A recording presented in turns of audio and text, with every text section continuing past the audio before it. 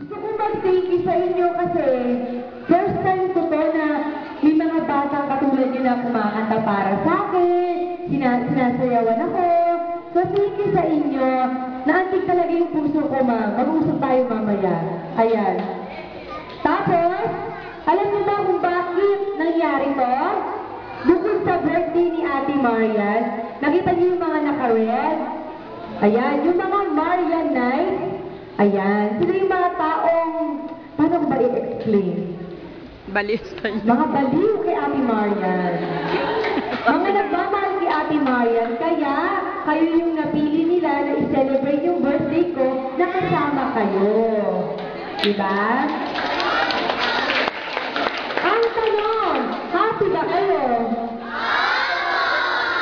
Baka naman kahit hindi o so bakit sagot nyo ha? Gutom na ba kayo? Hindi, kanina lahat. Okay na, ngayon may gutom na, kaya kakain na kayo. Di ba wala tanda hindi? Bata lang, baget. Kain na kayo ha? Si Jollibee lutuin natin. Kain na sila? Ay, magdadasal pala. Okay. Lahat ng bata tumayo ay prayer position.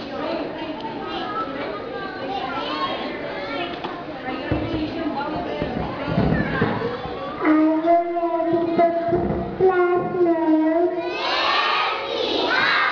Let us all remember that God is alive in us. In the name of